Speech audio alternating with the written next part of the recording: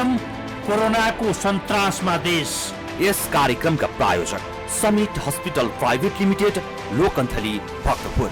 ज्येष्ठ पनि श्रेष्ठ पनि नेपालकै पहिलो नेपाल इन्स्योरेन्स कम्पनी। नेपाल इन्स्योरेन्सको हात तपाईको साथ।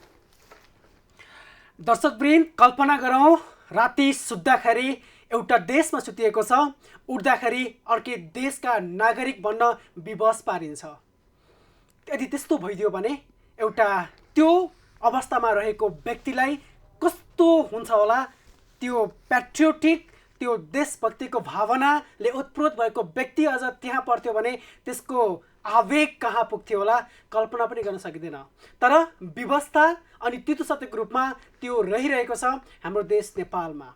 विगतका समयलाई हेर्ने हो भने धेरै त्यस्ता भूमिहरू हडपिसकेको छिमेकी राष्ट्र भनेको भारतले पछिल्लो समयमा हेर्दा हेर्दै लिपुलेखलाई पनि सीमामा मात्र पार्ने काम होइन, त्यहाँ गर्न सकिने र सम्भावित कामहरू पनि गर्न थालिसकेको छ। तर नेपालका राजनेता बनौधाहरू मौन छन्, कुनै विज्ञप्ति निकालेका छैनन् र यो बारेमा जुन तरिकाले काम गर्नुपर्ने थियो, कूटनैतिक सम्बन्धबाट यसलाई समाधान गर्नुपर्ने थियो, त्यो गर्नको लागि सकिसकेका छैनन्। किन सक्थे?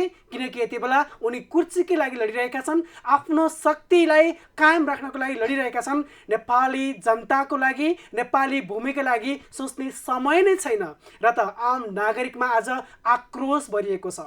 हो दर्शकवृन्द, त्यही आक्रोशले भरिएका युवाहरू राजधानीका विभिन्न ठाउँबाट पक्राउ परिएका छन्। हुन त सत्तारूढ दलकै भातृ सङ्गठनका युवा साथीहरू पनि यति बेला आन्दोलनमा रहँदै गर्दा आम नेपाली युवाहरू अब उठ्नु जाग्नु छ अनि सिंह दरबारमा बसेर विश्व देख्न खोज्ने तर आफ्नै देशको भूभाग नदेख्ने ती नेता बनौधालाई देखाउनु छ, झकझगाउनु छ, होइन भने त्यसको विरुद्ध प्रतिकार गर्नु छ। कार्यक्रम कोरोनाको सन्तासमा देश दासले 2 देखि 3 को बीचमा आउँदै गर्दा आज हामी फरक ढङ्गले र नेपालको राजनीतिमा अलि उच्च ओहदामा रहेका केही राजनीतिज्ञहरूलाई पनि जोड्ने प्रयास स्वरूप आजको बसाइमा हार्दिक स्वागत गर्न चाहन्छौँ। म विश्वास पाण्डे र म किशोर चौधरी सरिखा।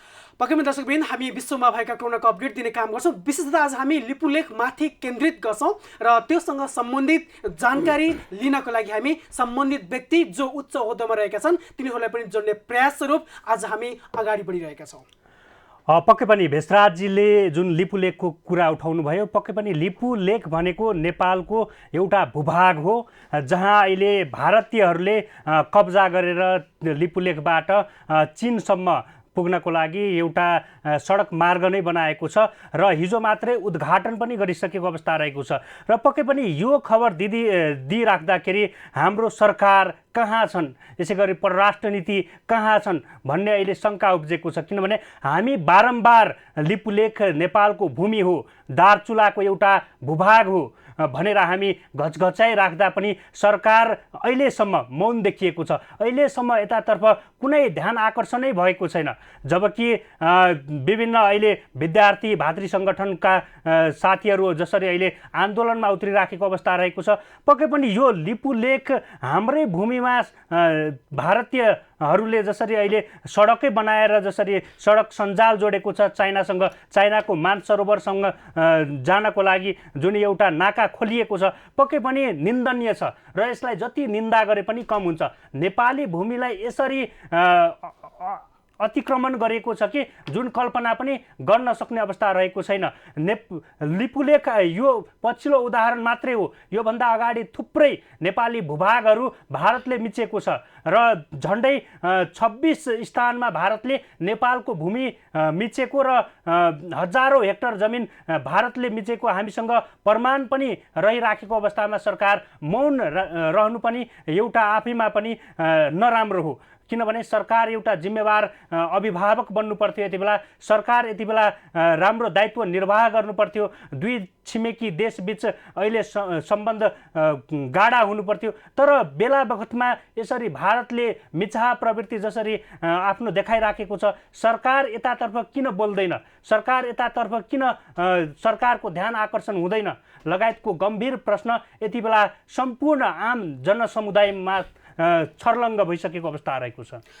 पक्कै पनि दर्शकवृन्द, हामीले तपाईँलाई भनिरहेका छौँ केही समय अगाडि कालापानी लिपुलेक हाम्रै नेपालको थियो, तर केही महिना अगाडि जब भारतले नयाँ नक्सा निकाल्दै गर्दा त्यो भूभागले आफ्नो ठाउँमा राख्यो, त्यति बेला पनि धेरै आवाज उठे, चौतर्फी विरोध भयो, तर सुन्न खोज्नेहरूको अभाव देखियो। मानौ कि तिनीहरू बहिरा थिए त्यति बेला, र तत्पश्चातको आन्दोलनमा एउटा सान्त्वना दिएको थियो, यसलाई हामी कुटनैतिक तरिकाले पक्कै पनि अन्त्य गर्नेछौँ र सम्बन्ध सुमधुर बनाउनको लागि प्रयास गर्नेछौँ भन्ने खालको आश्वासन मात्र दियो। त्यसको केही समय पश्चात भारतीय जुन परराष्ट्र मन्त्रालय सचिव र नेपालको परराष्ट्र मन्त्रालय सचिव बिचको जुन एउटा सम्बन्ध प्रगाढ बनाउनको लागि बैठक बसाउने भन्ने कुरा थियो, त्यो भारतीय पक्षले डाकेको अवस्था थिएन। त्यही बिचमा हिजो मात्रै जुन मानसरोवर र लिपुलेक बिचको सडक निर्माण गर्ने काम भारततर्फबाट एकतर्फी रूपमा भयो। तत्पश्चात नेपालमा तरङ्ग मचिएको छ। हुन त यो तरङ्ग आउँथ्यो, पहिला आउनेछ र आउला पनि, तर यो तरङ्गले यदि केही मार्न सकेन भने अथवा कसैलाई प्रभाव पार्न सकेन भने यसको अर्थहीनता हुन्छ भने जस्तै यो तरङ्ग आज जागिरहेको छ र ठाउँ ठाउँमा विरोधापूर्ण कुराहरू भइरहेका छन्, कार्यक्रमहरू भइरहेका छन्। हुन त कोरोनाको यो समयमा छौँ हामी, लकडाउन पालना गर्नुपर्ने एउटा तितो सत्य त छ, तथापि त्यसको भन्दा पनि ठुलो एउटा राष्ट्रियताको विषय लिएर यति बेला चर्काचर्की भइरहेका छन्। हुन त संसदीय दलमा पनि यति बेला यो आवाज उठिरहेको छ र मन्त्रीहरूमा पुनः बैठक बोलाउने काम भएको भन्ने जानकारी प्राप्त भएको छ। तथापि यो काम किन पहिला गर्न सकेन? किनकि भारतले सम्भावना देखाइसकेको थियो कि लिपुलेकलाई आफ्नो ठाउँतिर पार्ने। त्यो सम्भावना देखाउँदै गर्दा यो बारेमा आवाज उठाउन नसक्नु र त्यसको लागि जुन खालको वैचारिक सम्बन्ध काम गर्नु पर्थ्यो अथवा वैचारिक कूटनीतिक एउटा हिसाबले काम गर्नुपर्ने थियो, त्यो गर्नको लागि नेपाल सरकार किन सकेन त? मलाई त के लाग्छ भने यो भित्रको रणनीति के हुनसक्छ भने हामी नेपालमा थमथमाउँ गर्छौँ, तिमीहरू आफ्नो तरिकाले काम गर्दै जाऊ, कसैले केही गर्दैन भन्ने खालको उच्च स्तरीय वार्ता पो भएको हो कि? यो कल्पना मात्रै हो, नहुन पनि सक्छ। तर यदि यस्तो नै हो भने यी नेपालमा रहेर अझै ती नेपालीको रगत र पसिनाबाट कमाइएको रेमिटेन्स खाएर बस्नेहरूलाई अब त्यो अधिकार दिनु हुँदैन र त्यसका विरुद्ध तपाईँ हामीलाई हेर्दै गर्दा आवाज बुलन्द पार्नुहोस्, सामाजिक सञ्जालमा पस्ट्याउनुहोस् र सक्नुहुन्छ भने ती व्यक्तिहरू जनप्रतिनिधिहरूलाई पनि घचघचाउनुहोस्, ताकि अब आम नेपाली यति बेला उठ्नु छ, जाग्नु छ अनि पुनः त्यो लिपुलेकलाई नेपालकै सिमानामा ल्याउनु छ। हुन त नेपालमै छ भन्दैछौँ, तथापि भारतले आफ्नो नक्सामा राख्दै गर्दा के थाहा भोलिका दिनमा यो त्यो हिसाबले यो आवाज बुलन्द पार्नु अत्यन्त आवश्यकता हामी महसुस गरिरहेका छौँ। पक्कै पनि भेषराजजी, र जब नेपालमा सङ्कट आइपर्छ त्यस पश्चात भारत यसरी नेपालमाथि थिचोबिचो गर्छ कि जुन कल्पना पनि गर्न नसक्ने अवस्था रहेको छ। 2072 साल वैशाख 12 गते र 29 गते नेपालमा ठुलो भूकम्प नै गएको थियो। विनाशकारी भूकम्पले तहस नहस मचाइराखेको अवस्थामा भारतीय प्रधानमन्त्री नरेन्द्र मोदी जेठ 1 गते चीनको भ्रमणमा जानुभएको थियो र त्यहाँ नेपालको भूभाग जुन लिपुलेक रहेको छ, लिपुलेकलाई व्यापारिक मार्ग बनाउने त्यति बेला नै सम्झौता भएको थियो र त्यति बेलादेखि नै सरकारको ध्यान आकर्षण हामी पटक पटक गराइराखेका छौँ। सञ्चार माध्यमले आफ्नो भूमिका खेलेकै छ, तर सरकारले जसरी यति बेला लाग्नुपर्ने थियो 4-5 वर्षको यो अवधिमा सरकार मौन देखियो र आज त्यसको फलस्वरूप आज भारतले सडक मार्ग बनाएरै छोड्यो। जबकि 5 वर्ष अगाडि नै यो सम्झौता भएको थियो। 2072 जेठ 1 गते यो सम्झौता भएको थियो, लिपुलेकलाई व्यापारिक मार्ग बनाउने सम्झौता भएको थियो। तर सरकार यो 5 वर्षको अवधिमा मौन बस्नु पनि कस्तो विडम्बना होला। नेपाली जनता अब यसलाई कसरी लिने, हामीले कसरी लिने भन्ने कुरा पनि यहाँ देखिएको छ। हुन त नेपालको भूभाग लिपुलेक मात्रै होइन, योभन्दा अगाडि कालापानी, लिम्पिया, धुरासम्म नेपालको भूभाग रहेको पनि हामीसँग यथेष्ट प्रमाणहरू रहेको छ। यद्यपि हामी हाम्रो सरकार निरीहताको फाइदा उठाउँदै भारतले बेला बखत हामीलाई दुःख दिने, मिचाह प्रवृत्ति कायम गर्ने जस्ता थुप्रै घटनाहरू हामीमा छर्लङ्ग रहेको छ। पक्कै पनि किशोरजी, पूर्वको त्यो टिस्टा अथवा पश्चिमको काङ्गाडा साँच्चीकै हामीले इतिहासमा थियो भन्न पाएका छौँ भनेपछि कतै भोलिका दिनमा लिपुलेक पनि नेपालको थियो भनेर भनिने दिन त होइन, आउने होइन भन्ने खालको आशंका उब्जिरहेका छन्। यो बिचमा नेपालमा अरू राजनीतिक दल पनि छन्, तिनीहरूले कसरी हेरिरहेका छन् भन्ने पनि चासो बढिरहेको छ। यो बिचमा राष्ट्रिय जनमोर्चाका अध्यक्ष चित्रबहादुर केसी हामी समक्ष प्रत्यक्ष लाइभमा हुनुहुन्छ। चित्रबहादुर सर, हार्दिक स्वागत छ कृषि टेलिभिजनको विशेष प्रस्तुतिमा। धन्यवाद।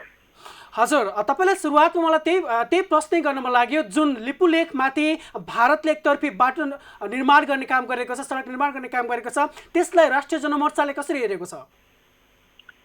यसको विरोध गरेर हाम्रो वक्तव्य पनि निस्किसकेको छ। हजुर हजुर, हो। भारतले त्यो लिपुलेखमा त्यति बाटो बनाएर मात्रै छोड्नेवाला छैन। भारतले जसरी सिक्किमलाई चाहिँ गाभ्यो, भुटानमाथि प्रभुत्व कायम गरेर भुटानको सबै चाहिँ भुटानलाई एउटा सेटेलाइटको रूपमा प्रयोग गरिरहेको छ।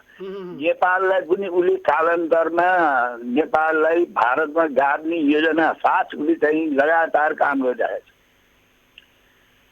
त्यसमा त्यति बाटो मात्रै खनेर त्यो लिपुलेख लिम्पिया धुरा मात्रै कब्जा गरेर भारतीयहरूको चाहिँ भारतीय शासकहरू त्यसमा अडिनेवाला छैन। र तराईलाई चाहिँ उनीहरूले सङ्घीयता, यो क्षेत्रीय सङ्घीयता उनीहरूले जहाँ यिनीहरूलाई बोकाएको पनि तपाईँको चाहिँ तराईलाई टुक्र्याउनै हो। 8वटा जिल्ला त अब पहाड हिमालबाट अलग गराइरहेका छन्। त्यसो भएको हुनाले हामी अब हेर्दै के छ भने अब नेपालका शासकहरू प्रशासकहरू उनीहरूलाई चाहिँ देशको चिन्ता भन्दा पनि मूल आफ्नो सत्ताको, शक्तिको, सम्पत्तिको चिन्ता हुन्छ। यो दुर्बलता जुन शासकहरूको छ, यस्तो सङ्कटको बेला हामी सबै लकडाउन छौँ। भारतीय शासकहरू त्यो हाम्रो चाहिँ अब अपहरण गरेर लुटेको हाम्रो जमिनमाथि अझ बाटो बनाएर उनीहरूले मानव सरोवरसम्म बाटो लैजाने जुन खेल खेलेका छन्, यो भर्खरको चाहिँ घटना त होइन नि, यो त हिजो उद्घाटन गर्दा नै थाहा भयो। हजुर, एकदम राइट। यसो जस्तो अध्यक्षजी तपाईँले जुन तरिकाले भन्नुभएको छ कि आन्तरिक यो जुन एउटा भातृत्व थियो त्यसमा खलबल पोलाउने र जुन विस्तारवाद एउटा भारतीय नीति छ त्यसलाई फैलाउने अगाडि बढेको भारतले यो त अचम्म, यो मुसालाई खेलाएर बिरालोले खाए जस्तै खाने पो हो कि भन्ने डर छ। तपाईँहरू यसको विरुद्धमा उठ्दै हुनुहुन्छ होला, पक्कै के गर्दै हुनुहुन्छ? हामीले त लगातार चाहिँ यसको विरुद्धमा, भारतको अतिक्रमणको विरुद्धमा हामीले लगातार चाहिँ विरोध गरिरहेका छौँ। अब अहिले पनि तपाईँको चाहिँ लकडाउनको बेला छ। अब हाम्रा कार्यकर्ताहरू अब सडकमा निक्लेर त्यसको प्रतिरोध गर्ने स्थिति छैन। तर अध्यक्षज्यू, तपाईँलाई म के भनौँ भने युवाहरू सबै निष्पक्ष रूपमा र स्वतन्त्र रूपमा यति बेला सडकमा हुँदै गर्दा पनि सुनवाई चाहिँ भएको छैन। के भन्ने अथवा के बुझ्ने यहाँबाट? तपाईँ त लामो एउटा इतिहास छ, तपाईँको जीवन आफै शालीन व्यक्तित्वको रूपमा चिन्नुहुन्छ अथवा निष्पक्ष तरिकाले देशभक्तिको भावना बोकेका धेरै कम नेतामध्ये तपाईँ गर्नुहुन्छ भनेपछि आम नागरिकको सुनवाई नसुनिँदा अब के बुझ्ने, यसलाई कसरी लिने? होइन, नेपालमा बस्ने अधिकांश शासकहरू प्रशासकहरूलाई उनीहरूको सत्ता स्वार्थ नै प्रधान कुरा हो। त्यो कमजोरी चाहिँ भारतीय शासकहरूले बुझेका छन्, अब जानेका छन्। त्यसो भएको हुनाले नेपालका शासकहरू प्रशासकहरूलाई अब देशको राष्ट्रियता, सार्वभौमता र अखण्डताको चिन्ता भन्दा पनि त्यसलाई सौदाबाजी गरेर पनि उनीहरूले आफ्नो सत्ता स्वार्थ, शक्ति स्वार्थ चाहिँ पुरा गरिरहेका छन्। त्यसो हुनाले अब यसै गर्दै जाने हो भने चाहिँ ढिलो चाँडो भारतले अब नेपाललाई चाहिँ कब्जा गर्ने उद्देश्यका साथ निरन्तर हस्तक्षेप, त्यो पनि तपाईँ जुन बेलामा नेपालमा सङ्कट पर्छ, अहिले नेपालको मात्रै सङ्कट होइन, त संसारभरिकै हो। तर उसको देशमा पनि भारतमा पनि लकडाउन छ। लकडाउन भए पनि ऊ लकडाउनभित्र पनि नेपालभित्र तपाईँको चाहिँ आफूले कब्जा गरेको ठाउँमा अब यस किसिमको पूर्वाधार बनाउने कुरा ऊ त लगातार लागिरहेको रहेछ। 72 सालमा जुन बेला चाहिँ हामीले संविधान बनाएर अब बनाएमा उनीहरूले चाहिँ नाकाबन्दी गरे, त्यस्तो बेला तपाईँको चाहिँ नि अब चीन र चाहिँ भारतले त्यहाँ चाहिँ लिपुलेखलाई ट्रान्जिट पोइन्ट बनाए, उनीहरूले चाहिँ उता मानव सरोवरसम्म जाने। त्यस कारणले अब यस्तो किसिमको जुन आक्रमण भइरहेछ, जनस्तरबाट यसको विरोध भएको छ। जनताले लगातार विरोध गरिरहेको, तर सत्ता र शक्तिमा जानुभन्दा पहिले राष्ट्रियताको चाहिँ कुरा ठुला गर्ने, सत्ता र शक्तिमा पुगिसकेपछि उनीहरूको चाहिँ विरोध गर्दाखेरि आफ्नो सत्ता शक्तिमा घुनपुत्लो लाग्ने डरले सत्ताधारीहरूले दृढतापूर्वक चाहिँ राष्ट्रको चाहिँ अब एउटा नेतृत्व, राष्ट्रियताको नेतृत्व गर्न नसकेको कुरा हामीलाई थाहा छ। तैपनि नेपाली जनताले यो मान्ने छैन र चाहिँ लिपुलेखबाट त्यो जुन भूभाग भारतीयहरूले जबरजस्ती अतिक्रमण गरेर नेपालको भूभाग आफ्नो चाहिँ नक्साभित्र राखेका छन् त्यो नेपाली जनताको लाई मान्ने छैन त्यो त्यसका विरुद्धमा नेपाली जनता चाहिँ लड्छन्। जस्तो केसीज्यू यो आजको सम्झौता पनि होइन 2072 साल जेठ 1 गते जति बेला प्रधानमन्त्री नरेन्द्र मोदी चीनको भ्रमणमा जानुभएको थियो त्यही बेलामा चीन र भारत नेपाललाई एकपटक पनि नसोधिकन नेपालको भूभाग जुन दार्चुलाको लिपुलेख रहेको छ अब लिपुलेखलाई व्यापारिक नाका व्यापारिक मार्ग बनाउने जुन एउटा सम्झौता गरेको थियो अब 5 वर्ष बितिसकेको छ अब हाम्रो सरकार अब यतातर्फ किन ध्यान नदिएको हो अब हुन त तपाईँ पनि योभन्दा अगाडि सरकारमा सहभागी भइसकेको एकजना उपप्रधानमन्त्री हुनुहुन्छ अब यसलाई चाहिँ कसरी हेर्नुहुन्छ तपाईँ पनि कुनै बेला एकजना जिम्मेवार व्यक्ति हुनुहुन्थ्यो अब जिम्मेवार ठाउँमा हुनुहुन्थ्यो अब 5 वर्षमा अहिलेसम्म अब थुप्रै सरकारहरू परिवर्तन भए अब यो समयसम्म पनि सरकारको आँखा नखुल्नुलाई तपाईँ कसरी लिनुहुन्छ?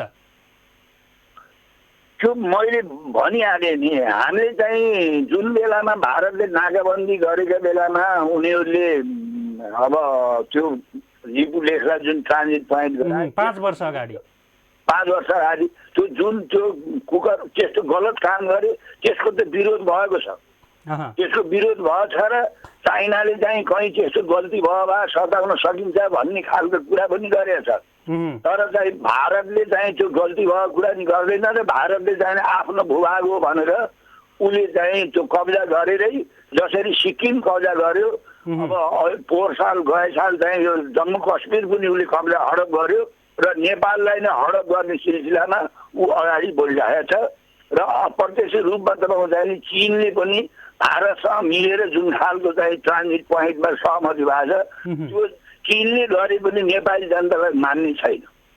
जस्तो अब यहाँ नेपाल सरकार र भारत सरकार बीच के देखियो भने तिमी पिटे जस्तो गर म रोए जस्तो गर्छु भन्ने जस्तो मात्रै देखियो नि अब यता विरोध चाहिँ गर्ने तर अब निष्कर्षमा नपुग्ने अब तपाईँको अब सरकार अब दुई पक्षबीच त वार्ता हुनुपर्थ्यो अब त्यसलाई कसरी रोक्नुपर्ने पहल हुनुपर्थ्यो तर त्यतातर्फ सरकारको ध्यान त्यतातर्फ केन्द्रित भएन होइन? सरकार त आफ्नै कुर्सी कसरी जोगाउने भन्नेमा आफ्नै पार्टीभित्र महाभारत छ नि त्यो फुर्सद सरकारलाई कहाँ छ र?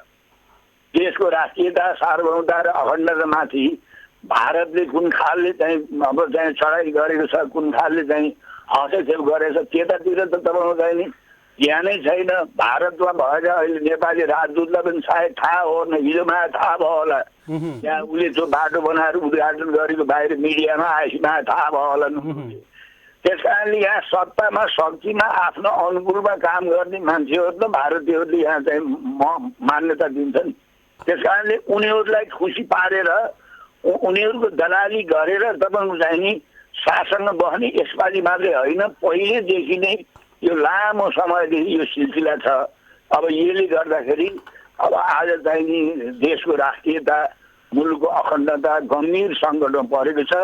अब यसको चाहिँ जगेर्ना नेपाली जनताले नै गर्नुपर्ने चाहिँ आवश्यकता देखिन्छ।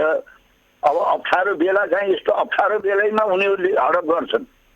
जुन बेला तपाईँको चाहिँ यहाँ आन्दोलन हुन्छ त्यति बेला उनीहरूले त्यो चाहिँ महाकाल त्यो चाहिँ टनकपुरको कुरा पनि तपाईँको चाहिँ नि जुन बेला चाहिँ यहाँ आन्दोलन हुन्छ नेपालभित्र त्यति बेला चाहिँ मौका छोपेर उनीहरूले चाहिँ नि अब त्यो फाइदा उठाउँछन्।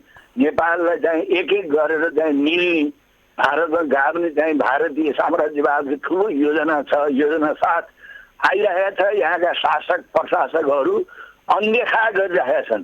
त्यस कारणले सरकारले तुरुन्तै अब कूटनीतिक तरिकाले यो यसरी कसरी चाहिँ हाम्रो भूभागमाथि उसले बाटो खन्यो र खुलेआम उद्घाटन पनि गरेर च्यालेन्ज दियो।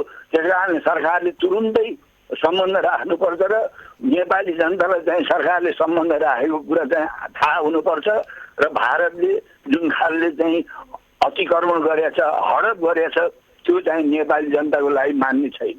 जस्तो केसीज्यू, अब भारतले मिचाहा प्रवृत्ति आज मात्रै देखाएको होइन, विगतमा पनि देखाउँदै आएको छ। अब तपाईँको लिम्पियाधुरा जुन काली नदी रहेको छ त्यहाँको मुहानबाट अब कालापानीदेखि लिएर सम्पूर्ण भूभाग नेपालकै हुँदाहुँदै यथेष्ट प्रमाण हामीसँग हुँदाहुँदै अब भारतलाई सुम्पिराखेको अवस्था रहेको छ। अब यो अवस्था पनि रहेको छ। अझ हाम्रो भारतसँग सीमा जोडेको अधिकांश ठाउँमा विवाद रहेको छ।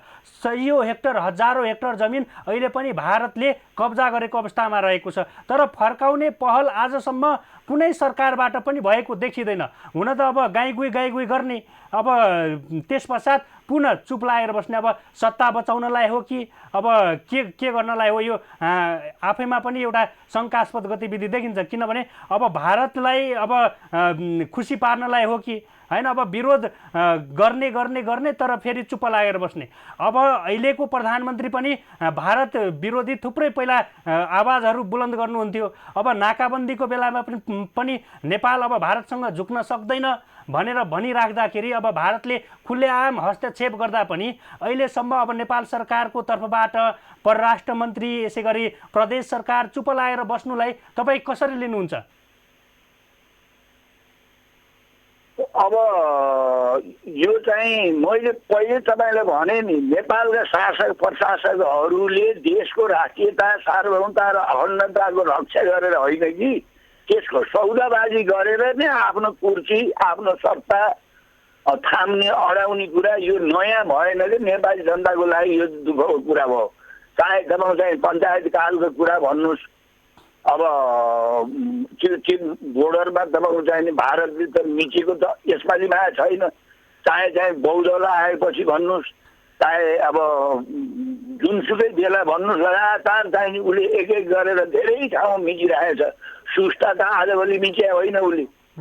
त्यस कारणले नेपालका शासक प्रशासकहरूले अब उनीहरूको अगाडि राष्ट्रको तपाईँको चाहिँ अस्तित्व अस्मिता बचाएर होइन कि त्यसको सौदाबाजी गरेर नि उनीहरूले आफ्नो सत्ता र शक्तिलाई अडाइराख्छन् र सत्ताको खेल खेलिरहन्छन्। र उसले पनि जान्दछ, भारतले नि के जान्दछ भने कुन चाहिँ प्रशासनमा राख्नेहरू कुन पार्टीलाई तपाईँको चाहिँ अगाडि सार्दाखेरि आफ्नो चाहिँ स्वार्थ पूर्ति हुन्छ, आफ्नो चाहिँ स्थिति बलियो हुन्छ। त्यो उसले यहाँका प्रशासनमा बस्नेहरू, यहाँको तपाईँको चाहिँ अब राजनीतिक पार्टीहरूलाई उसले खेलाइरहन्छ। त्यो खेलाइरहन्छ र यहाँका शासकहरू प्रशासकहरू सबै त नभनौँ ठुलो सङ्ख्यामा उसलाई चिडाएर देशको रक्षा गरेर राष्ट्रको चाहिँ अस्मिता जोगाएर होइन कि उसित तपाईँको चाहिँ हात जोडेर उसको दया मायाले सत्ता र शक्तिमा बस्ने जुन प्रवृत्ति छ, यो जम्मा हाम्रो नेपालीको लागि यो चाहिँ ठुलो एउटा दुर्भाग्यको कुरा भन्नुपर्छ। हजुर, राष्ट्रिय जनमोर्चाका अध्यक्ष चित्रबहादुर केसीज्यू, अन्तिममा एउटा प्रश्न। अबको यो अवस्थामा हामी आम नेपालले के गर्नु पर्ला, अथवा राष्ट्रिय जनमोर्चाका आम ती युवा साथीहरूले के गर्नु पर्ला जस्तो तपाईँलाई लाग्छ? यो चाहिँ सङ्गठित रूपमै तपाईँको चाहिँ मेचीदेखि महाकाली हिमालदेखि तराईसम्मका सबै जनताले एक स्वरमा भारतीय साम्राज्यवादको जो थिचिमिचो छ यसका विरुद्धमा हामीले चाहिँ सङ्गठित रूपमा आवाज उठाउनुपर्छ र जुनसुकै मूल्य चुकाएर पनि हामीले चाहिँ भारतीय साम्राज्यवादलाई यो देश खान दिन चाहिँ हुन्न, बचाउनुपर्छ। सिक्किमको बाटो, भुटानको बाटो हामी जान हुन्न, हामी क्युबाको बाटो जानुपर्छ। सानो राष्ट्र भएर पनि 50औं वर्षसम्म अमेरिकी साम्राज्यवादका विरुद्ध क्युबाले जसरी आफ्नो अस्तित्व बचाइरहेछ, उत्तर कोरियाले बचाइरहेछ, हामीले चाहिँ हाम्रो देशको स्वाधीनता, हाम्रो देशको रक्षाको लागि नेपाली जनता एक ढिक्का भएर यी साम्राज्यवादीहरूको तपाईँको चाहिँ अतिक्रमण हस्तक्षेपको विरुद्धमा चाहिँ दृढतापूर्वक लड्नुको विकल्प छैन। हजुर, त्यो आह्वान तपाईँ गर्न चाहनुहुन्छ होइन त अध्यक्षज्यू? हजुर, त्यो आह्वान तपाईँ गर्न चाहनुहुन्छ होइन अध्यक्षज्यू? म त्यही आह्वान गर्न चाहन्छु। हजुर, अवश्य पनि चित्रबहादुर केसीज्यू समय दिनुभयो र लिपुलेखबारे आफ्नो जुन एउटा विचार राख्नुभयो, साँच्चै के तपाईँमा भएको त्यो विचार भोलिका दिनमा कार्यान्वयनमा आओस् भन्ने कुरा पनि हामी अपेक्षा गर्न चाहन्छौँ। समय र जानकारीको लागि तपाईँलाई धन्यवाद दिँदै बिदा गर्न चाहन्छु यति बेला। धन्यवाद। पार्टीको विचार अवसर दिनुभयो, नेपाली जनतालाई राष्ट्रियता यस्तो दुखिरहेको बेलामा कमसेकम चाहिँ केही विचार राख्ने अवसर दिनुभयो, यहाँहरूलाई धेरै धेरै धन्यवाद। हस् हुन्छ अध्यक्षज्यू। दर्शकवृन्द साँच्चीकै आगो हुन्छ, मुटुमा ज्वाला जलिरहेको हुन्छ र त्यो यदि बाहिर निस्कियो भने साँच्चीकै आँधीको रूपमा आउँदा यसले विस्फोट पनि गराउन सक्छ।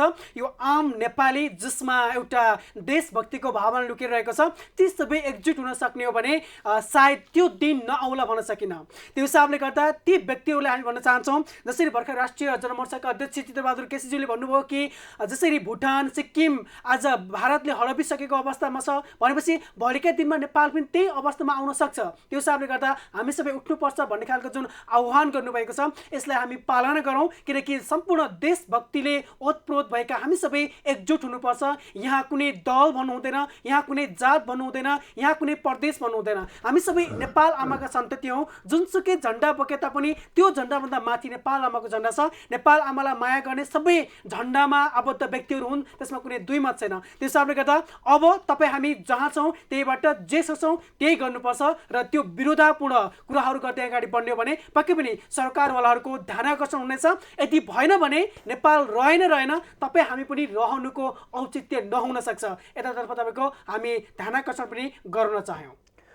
र पक्कै पनि लकडाउन भएको आज 46औं दिन चलिराखेको छ र यो 46औं दिनमा पक्कै पनि यहाँहरूलाई अप्ठ्यारो यसै गरी थुप्रै समस्याहरू परेको हुनसक्छ। यदि तपाईँहरूलाई कुनै समस्या कुनै अप्ठ्यारा परेको छन् भने हामीलाई सम्पर्क गर्न सक्नुहुन्छ। त्यसका लागि हाम्रो टेलिफोन नम्बर 0155 30 222 मा सिधा सम्पर्क गर्न सक्नुहुन्छ। र पक्कै पनि देशमा अहिले कोरोनाको महामारी फैलिएको छ, कोरोना को सन्तास बढेको छ र सरकारले लकडाउन गरेको छ र यो लकडाउनकै बिचमा जसरी भारतले अहिले हाम्रो भूभाग मिचेर त्यहाँ आफ्नो रोड मार्ग बनाएको छ पक्कै पनि यो निन्दनीय छ। र हामी केही समय अगाडि मात्रै राष्ट्रिय जनमोर्चा पार्टीका अध्यक्ष चित्रबहादुर केसीसँग कुराकानी गरेका थियौँ र पक्कै पनि उहाँले भने जस्तै यहाँ जसरी आज मात्रै होइन भारतको मिचाह प्रवृत्ति आज मात्रै होइन हाम्रो कैयौँ ठाउँमा कैयौँ भूभागहरू मिचिसकेको अवस्था रहेको छ। पूर्व मेचीदेखि पश्चिम महाकालीको भूभाग निहाल्ने हो भने थुप्रै ठाउँमा हजारौँ हेक्टर जमिन अहिले भारतको कब्जामा रहेको छ। लिपुलेख मात्रै होइन कालापानी लिम्पियाधुरासम्म हाम्रै भूभाग थियो, तर त्यो भूभाग अहिले भारतमा परिराखेको छ र भारत अहिले यथेष्ट प्रमाणहरू पनि हामीसँग छ। त्यहाँका स्थानीयहरू नेपाल सरकारलाई तिरो तिरेको लगायत मालपोत तिरेको लगायत थुप्रै चिजहरू अहिले पनि मालपोत कार्यालयमा सुरक्षित रहेको अवस्था रहेको छ। तर सरकार अहिलेसम्म मौन बसेको अवस्थामा रहेको छ। सरकार त्यतातर्फ अझै पनि पहल कदमी यसै गरी हाम्रो भूभाग हो, हाम्रो भूभागमा यसरी आफ्नो राजमार्ग बनाउनु हुँदैन भनेर त्यतातर्फ अझै पनि ध्यान दिएको छैन, त्यतातर्फ अझै पनि लागेको देखिँदैन।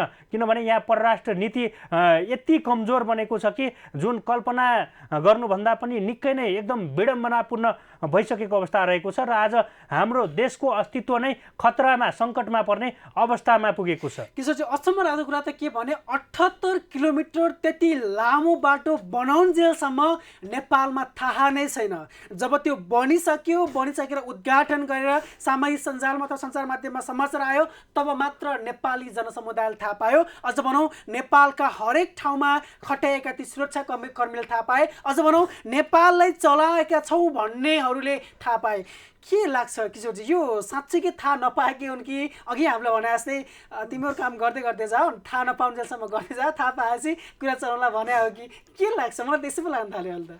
पक्कै पनि भेषराजजी यहाँ निकै नै गम्भीर कुरा छ यहाँ, किनभने हाम्रो राष्ट्र र राष्ट्रियतामाथि जसरी छिमेकी देश भारतले लगातार धावा बोलिराखेको छ पक्कै पनि यहाँ हामी जाग्नुपर्ने अवस्था छ र हामी सञ्चार माध्यमले पटक पटक हामी सम्बन्धित निकायलाई हामी सरकारलाई घचघच्याइ नै राखेका छौँ। आजभन्दा 5 वर्ष अगाडि जुन जति बेला सम्झौता भएको थियो लिपुलेखलाई व्यापारी केन्द्र बनाउने व्यापारिक मार्ग बनाउने जुन एउटा सम्झौता भएको थियो त्यो बेलादेखि नै हामी सरकारलाई लगातार घचघचाइराखेका छौँ कि नेपाली भूमि हो र भारतले यसरी अतिक्रमण गर्न खोज्दैछ भनेर हामी बारम्बार आवाज बुलन्द गर्दा पनि सरकारको ध्यान त्यतातर्फ देखिएन। किशोरजी यो बिचमा आफ्नो भनाइराख्नको लागि कोही आइसक्नु भएको सङ्केत प्राप्त भएको छ। हजुर नमस्ते। नमस्ते। हजुर कहाँबाट को बोल्दै हुनुहुन्छ? म गोठाटारबाट पुरुषोत्तम दाहाल बोल्दैछु। पुरुषोत्तम दाहाल बोल्दै हुनुहुन्छ गोठाटारबाट? हजुर। काठमाडौँ? हजुर। हजुर के भन्न खोज्दै हुनुहुन्छ? अब यस्तो छ, अब यसमा के छ भने 1942 मा हजुर केशरबहादुर केसी महावाणिज्य चीनमा, हजुर त्यस बेलामा पण्डित नेहरूले के भन्यो भने हाम्रो भूभाग भनेको त समुद्रदेखि हिमालसम्म भने। त्यसपछि ट्याङ्कै सेक्लेर माउसी तुमले के भन्यो भने त्यसले अन्याय गर्यो, त्यसो भने त डेलिगेसन लिएर तुरन्त चाहिँ नि दिल्ली जा भनेर केशरबहादुर केसीलाई भने। त्यो भनिसकेपछि उनले के गर्यो भने डेलिगेसन लिएर आए। डेलिगेसन लिएर आएर कुदारी आइसकेपछि उसले के भन्यो भने होइन, नेपाल त स्वतन्त्र राष्ट्र हो भनेपछि अब तपाईँ अर्को पक्ष सुन्नुहोस्। लखनऊका मान्छेहरू के भनिरहेछन् भने यो नेपाल हो, भोलि 400 वर्षपछि यो नेपालै हुन्छ, त्यसो भने हामी मरेर जाँदा पनि हाम्रा छोरा नातिहरूलाई भनेर जान्छौँ कि यो नेपाल हो, भोलि तिमीहरूले सहयोग गर्नु भनेका छन् त्यहाँ।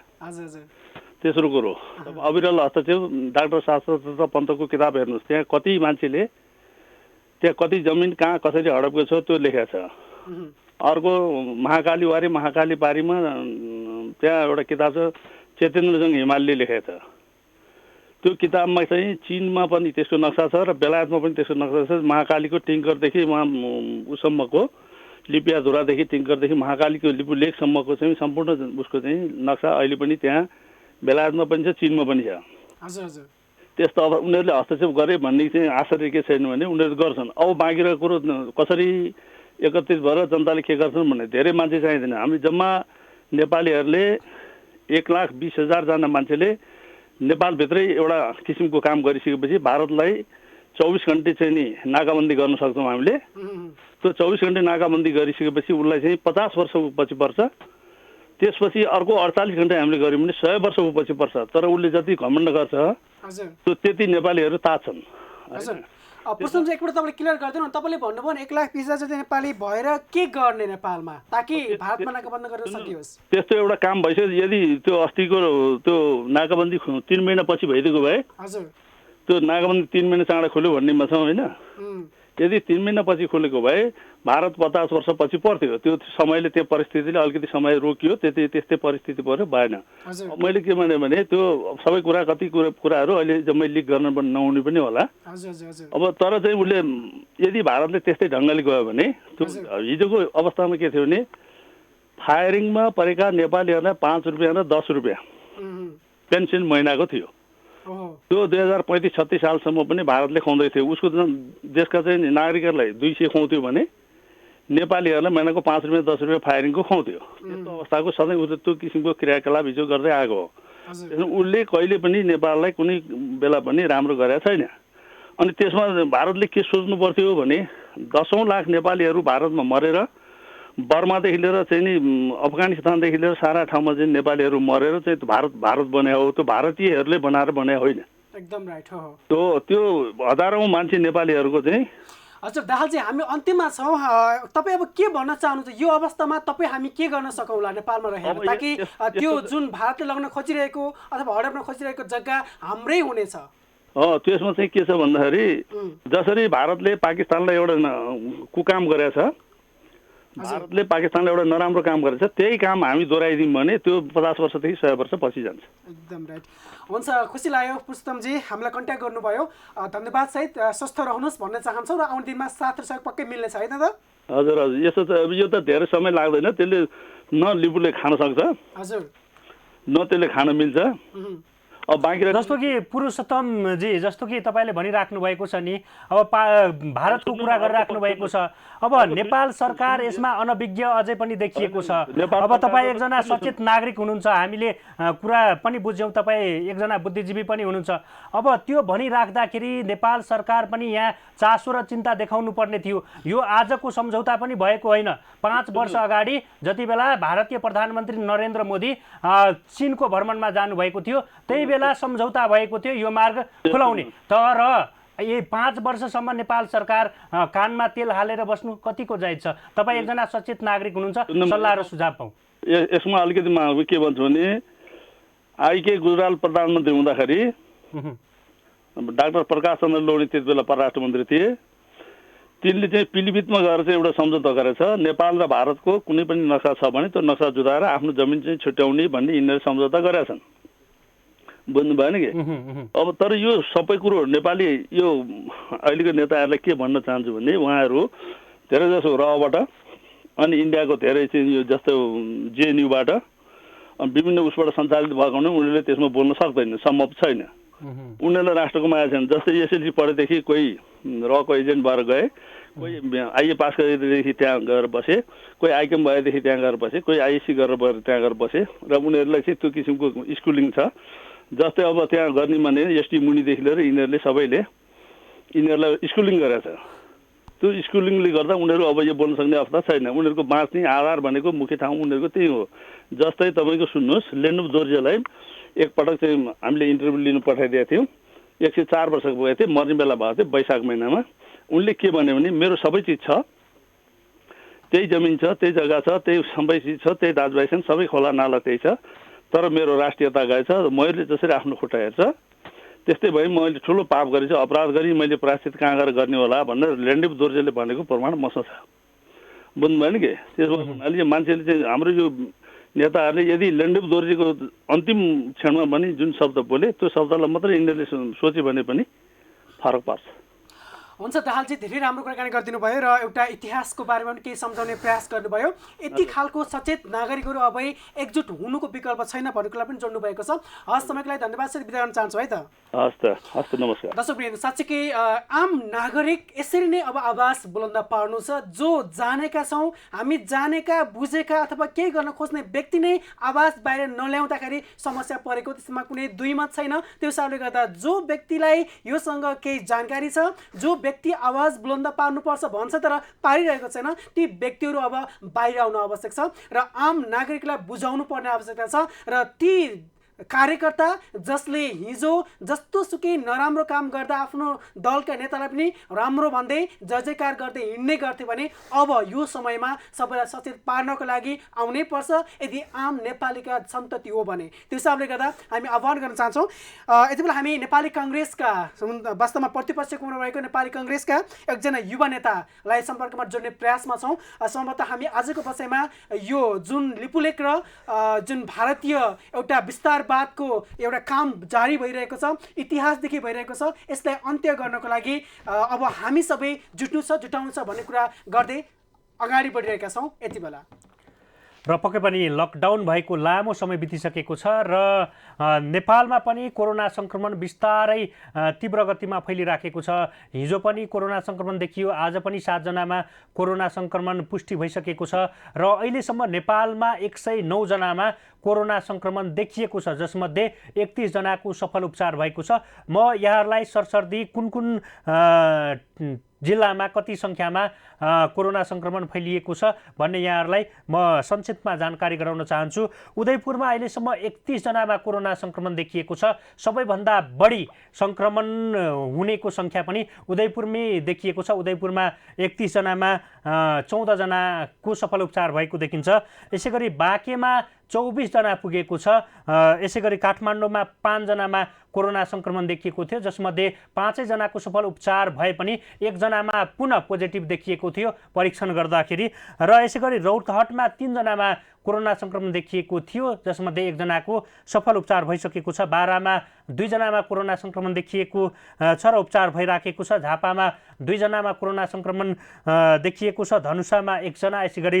रूपन्देहीमा 1 जना पर्सामा 25 जनामा कोरोना सङ्क्रमण देखिएको छ जसमध्ये 3 जनाको सफल उपचार भइसकेको छ भने कपिलवस्तुमा 5 जनामा कोरोना सङ्क्रमण देखिएको छ कपिलवस्तुमा आज मात्रै 2 जनामा माफ गर्नुहोला 3 जनामा कोरोना सङ्क्रमण देखिएको छ यसैगरी कैलालीमा 4 जनामा कोरोना सङ्क्रमण देखिए पनि 4 जनाको सफल उपचार भइसकेको छ यसैगरी बागलुङमा 2 जनामा कोरोना सङ्क्रमण देखिएको थियो 2 जनाको सफल उपचार भइसकेको छ यसैगरी चितवनमा 2 जनामा कोरोना सङ्क्रमण देखिएको थियो 1 जनाको सफल उपचार भएको छ भोजपुरमा 1 जनामा कोरोना सङ्क्रमण देखिएको थियो र अहिले उपचार भइराखेको छ कञ्चनपुरमा 1 जनामा कोरोना सङ्क्रमण देखिएको थियो 1 जनाको सफल उपचार भइसकेको अवस्था रहेको छ भने सङ्क्रमितको सङ्ख्या नेपालमा अहिलेसम्म 109 जना जना पुगेको छ र सफल उपचार हुनेको सङ्ख्या 31 जना पुगेको छ र दिनदिनै कोरोना सङ्क्रमितको सङ्ख्या बढिराखेको छ। यहाँ घट्ने क्रममा छैन, बढी नै राखेको क्रममा रहेको छ र विशेष गरेर तराईका जिल्लाहरूमा कोरोना सङ्क्रमण निकै नै फैलिराखेको अवस्था रहेको छ र ती जिल्लाहरूमा विशेष गरेर बाहिर इन्डियाबाट आएका सर्वसाधारणबाट कोरोना सङ्क्रमण फैलिएको थियो।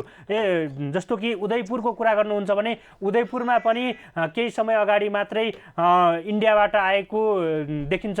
यसै गरी बाँकेमा पनि त्यही देखिएको छ। यसै गरी कपिलवस्तुमा पनि त्यही देखिएको छ। कपिलवस्तुमा पहिला जुन 2 जनामा कोरोना सङ्क्रमण देखिएको थियो ती युवाहरू मुम्बईबाट केही दिन अगाडि मात्रै आएको देखिएको छ। यसर्थ जसरी अहिले विदेशबाट आएर नेपालमा जसरी सङ्क्रमण दर फैलिराखेको छ सरकारवाला निकाय सरकारको यतातर्फ ध्यान जरुरी छ जानलाई।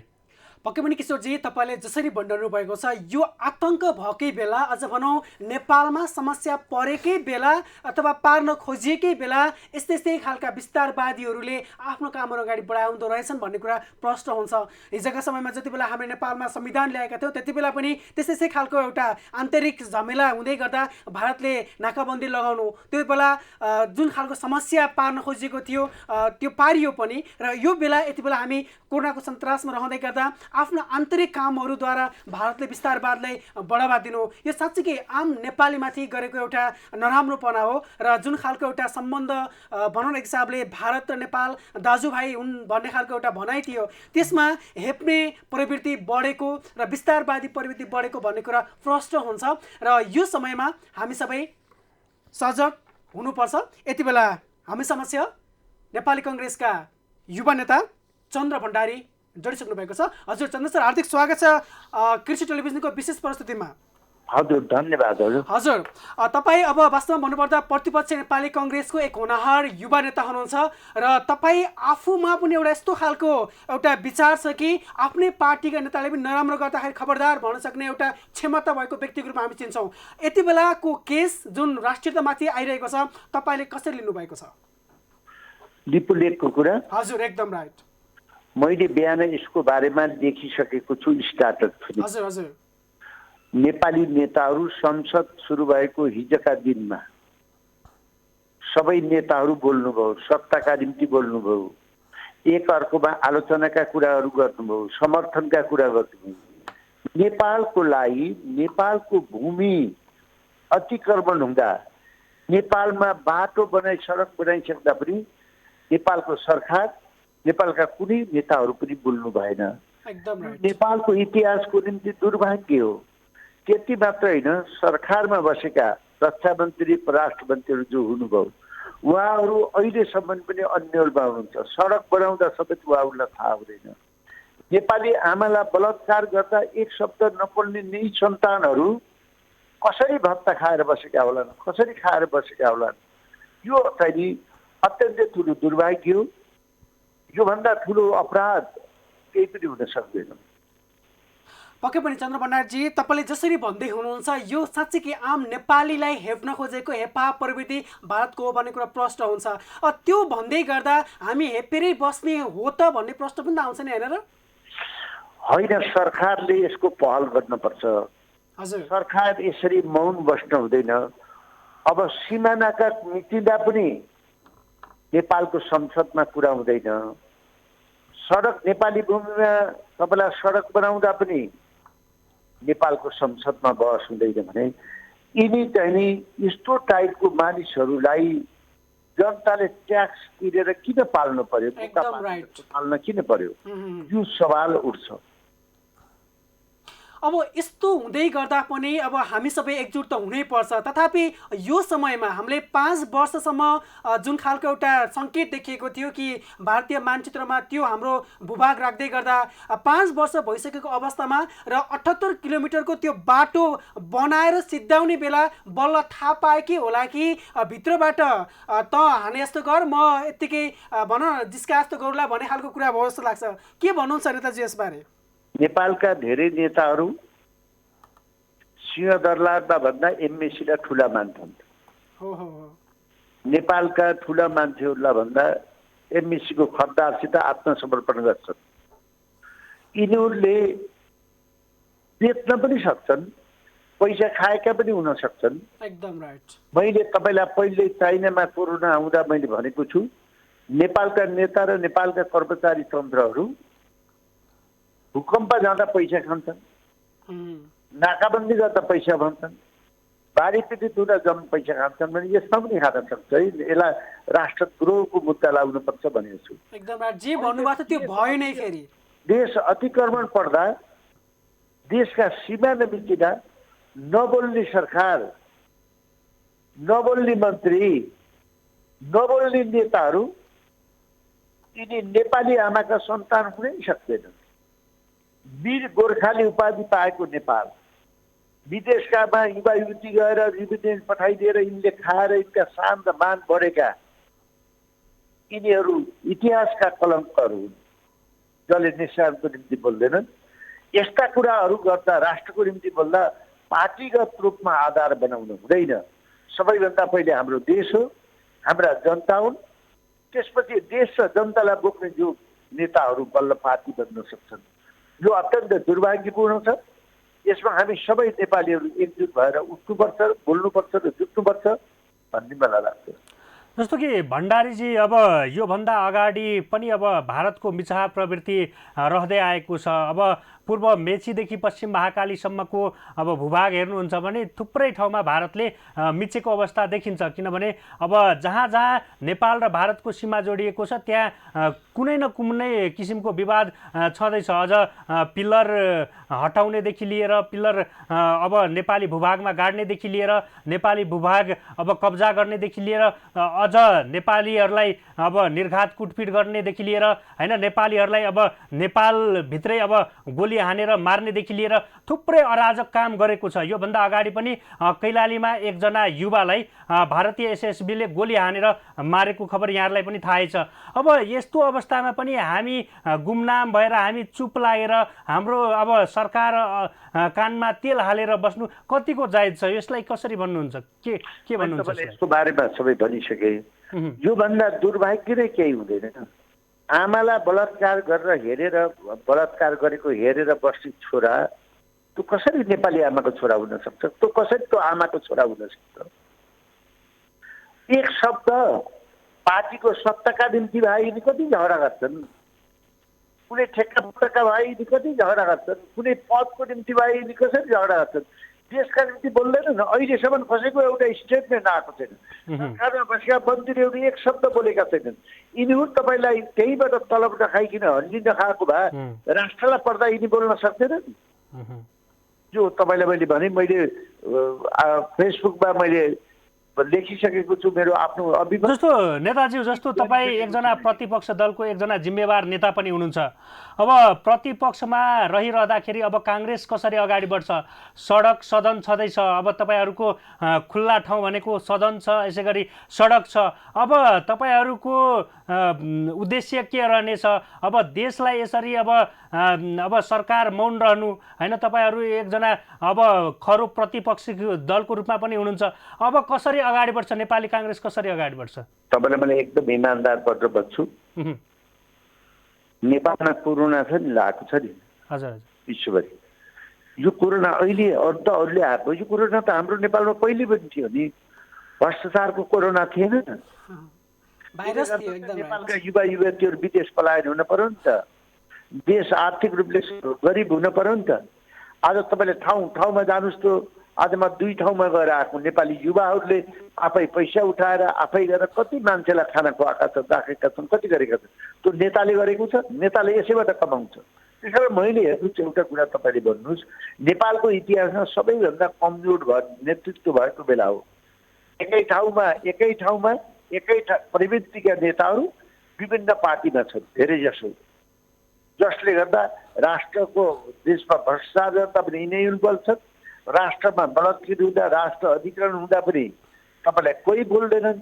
यो अहिलेको समस्या हो। त्यस कारणले मलाई यो नेपालको दुर्भाग्य हो तपाईँलाई भन्दैछु मैले। हजुर चन्द्रमण्डलज्यू, अब अन्तिममा तपाईँ के भन्न चाहनुहुन्छ? अब यो समयमा हामी कोरोनाको सन्तासमा छौँ, देश सँगसँगै विश्व यति बेला सशङ्कित हुँदै गर्दा नेपालको जमिन भूमि हडप्न खोज्ने भारतीय यो विस्तारवादलाई अब हामी कसरी परास्त गर्न सक्छौँ होला? अन्तिममा के भन्न चाहनुहुन्छ? हामीलाई एउटा अत्यन्त असल राष्ट्रवादी नेताको आवश्यकता छ। हजुर, कति भन्न चाहनुहुन्छ? भारतले हामीलाई कहिले पनि नेपाललाई सहयोग गरेको छैन। सीमित 2-4वटा मान्छेलाई किन्ने राख्ने, नदीहरू होल्ड गर्ने, सहयोग गरेको देखाउने, आफ्नै सामान किन्ने, सिमानाहरू मिच्ने, नेपाललाई हेप्ने बाहेक कसैले गरेको छैन। त्यसै अन्तर्गत त बिपी कोइराला 18 महिनामा जेल जानुभयो देशको बारेमा बोल्नेको बारेमा, देशको पक्षमा। किशोरजी आश्रममा गएर बस्नुपर्ने भयो कृष्ण प्रसाद भट्टराई जस्ता मानिसहरू।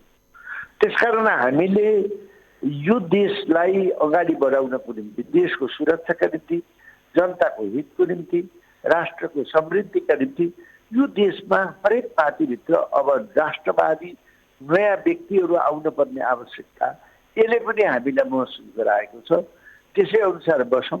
हाम्रो देशको सुरक्षाका निम्ति हामी एकजुट हुनुपर्छ। यस्ता ठाङ्ले नेताहरूका पछि लाएर आपसमा मत विभाजन गर्ने, आपसमा झगडा गर्ने काम गर्नै हुँदैन भन्ने मलाई सबै नेपालीहरूलाई यो कुरा राख्नु चाहन्छु। हस्, हुन्छ। पक्कै पनि खुसीका कुरा दिनुभयो र चन्द्रपाण्डेज्यू तपाईँले एउटा आत्मबल दरिलो पार्न पनि भन्नुभएको छ र एकतालाई पनि जोड दिनु खोज्नु कुरा गर्नुभएको छ। हुन्छ, समयको लागि धन्यवाद साथी, बिदा गर्न चाहन्छु यति बेला। धन्यवाद। दर्शकवृन्द, साँच्चीकै यति बेला हामी सबै जुट्नु छ, यहाँनिर एक अर्काले सहयोग लिँदै सहयोग दिँदै अगाडि बढ्नु छ। कोरोनाबाट मुक्त पाउन सकेको अवस्था नहुँदै गर्दा पुनः नेपाल आमामाथि जुन खालको भारतीय विस्तारवादले हमला गरेको छ त्यसका विरुद्ध अब हामी सबै नेपाली आमाको झन्डा बोकेर जुनसुकै दलको, जुनसुकै प्रदेशको, जुनसुकै धर्म संस्कृतिको भए तापनि एकजुट हुनु अत्यन्त आवश्यक छ। जहाँ छौँ त्यहीबाट आवाज बुलन्द पार्नु अत्यन्त आवश्यक छ र हामीले भोट हालेर पठाएका ती जनप्रतिनिधिहरूलाई सजग बनाउनको लागि पनि अत्यन्त आवश्यक छ। यो आह्वान गर्दै, यो आग्रह गर्दै भोलिका दिनमा पक्कै पनि तपाईँहरूका ती खालका त्यस्ता खालका म्यासेजहरूले सञ्चार माध्यम छाउनेछन्।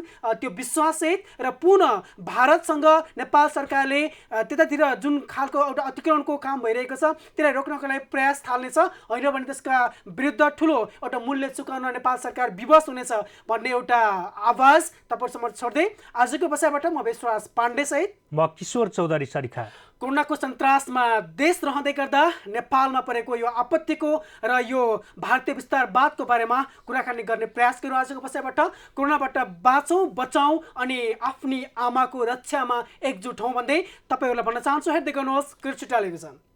कार्यक्रम कोरोनाको सन्तासमा देश। यस कार्यक्रमका प्रायोजक Summit hospital private limited, Lokanthali, Bhaktapur. ज्येष्ठ पनि श्रेष्ठ पनि नेपालकै पहिलो बिमा company Nepal insurance company. Nepal इन्स्योरेन्सको हात तपाईँको साथ। प्रस्तुत